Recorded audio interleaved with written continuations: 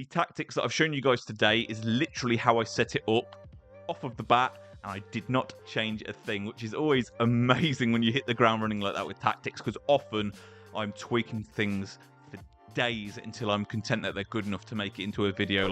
The 4-3-3 third variation is a formation we basically never see on this game. However, yesterday we got a comment that suggests we should give the 4-3-3 third variation a go, and lo and behold, last night I gave it a go and I absolutely hit the ground running with this formation. Today I'm going to be showing you guys the best 4-3-3 third variation custom tactics, and I'll show you some gameplay as well, showing you guys how to get the most out of this awesome formation. Let's get into it. Kicking things off with the defensive style, going to leave this unbalanced. Defensive width is 38, depth is 59. Anything around the 60 mark I like as a good balance between not overcommitting but still being able to manually press. And then the width kind of around this 40 mark I've just been really enjoying recently. I really enjoyed, I think it was 39 depth that was on the 4-4-1-1 video I made just the other day. You can check that out in the description below if you haven't seen that one already. Literally a new meta in this game if you want to check that out. But I really like the way that formation defends, so I formatted this one basically the same. Offensive build-up play is balanced, and the chance creation is direct passing. This formation serves the direct passing style really well, so I didn't want to do anything too fancy with this one. Offensive width is 55, again kind of leaning towards that meta 4-4-1-1 build that I showed you guys the other day. And the players in the box is on 7. Going to have a lot of stay back instructions assigned on this, but when you up the players in the box to 7, your players push up in a way where it's still very easy to link in the stay back centre mids and the stay back wing backs, so it gives you a lot of opportunities to get more numbers forward if you want to, while still maintaining a good defensive shape.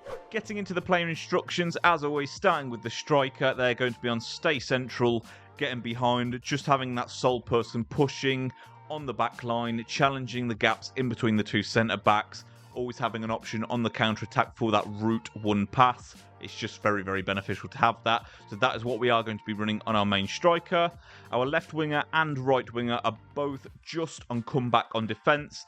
At this point in the game, we've got players with really good AI, at least most of us do anyway, so I kind of just trust them to make good runs, and I kind of just don't mind having that onus on myself to trigger L1 passes and then using the R1 button to call them back if necessary. I will say that this formation is probably aimed at a more intermediate to advanced player. I think if you're pretty sort of low level at this game, say you struggle to qualify for champs, I think you may struggle with this formation, because I feel like there is a lot of triggering runs and then calling players back to link up the play really nicely with it, particularly between the wingers, link up play between the centre mids and wing backs. Like utilising those triangles really heavily relies on L1 and R1 run triggers, so it is a little bit more of a challenging one if you are a lower skill player. So maybe if you are a lower skill player, check out the second variation of the 4-4-1-1 tactics that I did it in the other day's video, which is linked below, so just skip sort of halfway through that video to find those.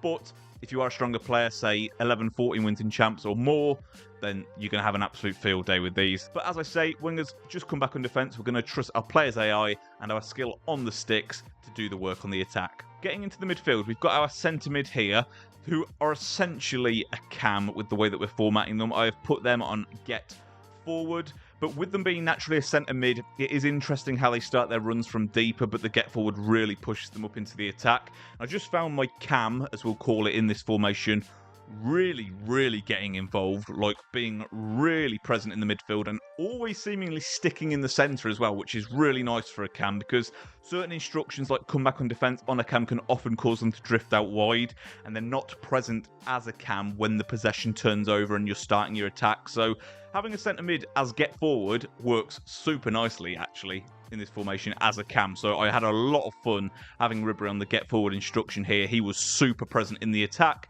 and really present in the early build-up as well. Into our centre midfielders, they are both stay back while attacking, cover centre.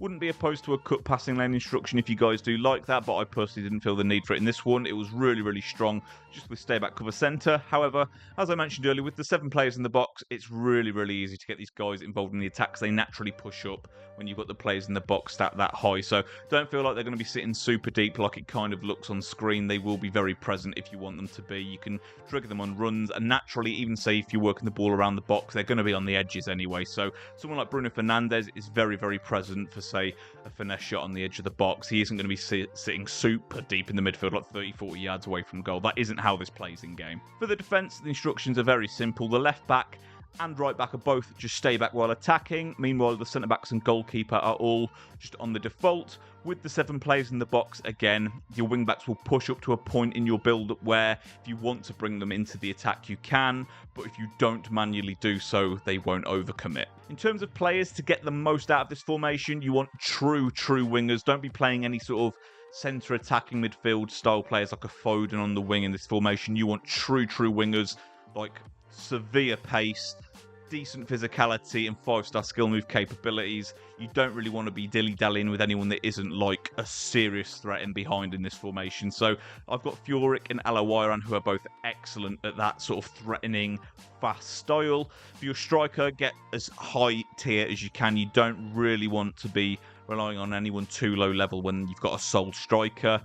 Make sure you've got someone very nimble. Technical playstyle is a bonus. 5'5" is also a bonus.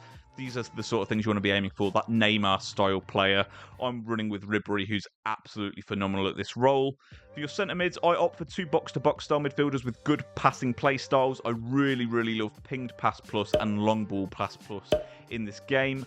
Bruno, I think, has incisive pass plus, which is more through balls, which I'm not so big of a fan of, but he's just a very good card. It's team of the season, Bruno. You know, he kind of plays above and beyond just the play styles, whereas Kimmich has ping pass plus and long ball pass plus, so the ability to just send one of those really fast wingers in first time is just invaluable. So if you can have at least one of your centre mids with the ability to use the long ball pass plus to just send in balls is a great sort of route one option if you are struggling with a slower build up. And then wing back wise, if you are someone that is wanting to get them involved more, I would definitely recommend at least one of your wing backs being capable on the ball. In my case, that is Rolfer. And then for your centre backs and goalkeeper, obviously just go with the centre backs, fast, physical, tall players, and then with your goalkeeper, whoever you trust. Before we round this video up, guys, and before you run away, I'm just going to show you a few goals with the tactics so you can get a good feel of how you want to be playing with the set of tactics to get the most out of them. You'll find that there seems to always be passes available in this formation, but the reason I say it's a little bit more of an intermediate one is a lot of the availability in the passing was through me calling players either towards me or sending players on runs so I could send them in over the top. So there is definitely some onus on yourself to get this formation moving. However, if that's something you do anyway, you're going to have an absolute field day with this formation. I couldn't actually believe how well it played in game. The tactics that I've shown you guys today is literally how I set it up off of the bat, and I did not change a thing, which is always amazing when you hit the ground running like that with tactics, because often I'm tweaking things for days until I'm content that they're good enough to make it into a video. Like, I don't post a video of any tactics that I'm not currently already using myself. You know, I'm not someone that wants to churn out a tactic video every day, like, just for the sake of it because they get clicks. No, I want every tactic to be something that I can go back to and use again if I so want to. So I really put a lot of time into crafting these tactics to be as fine-tuned as possible. However, I will say this one literally was I input these as what I thought made sense, and in game they just worked absolutely perfectly. So I really do find that this formation has just a great ability to play it very direct with, but you can slow it down.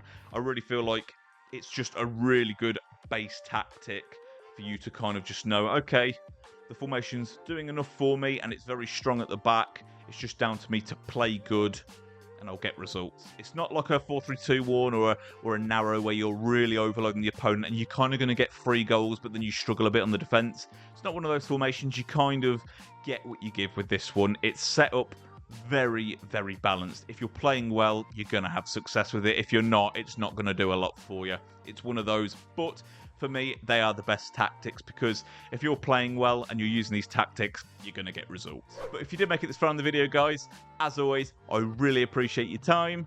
If you did enjoy it, please subscribe to the channel if you haven't already and turn your bell on. Take care, guys.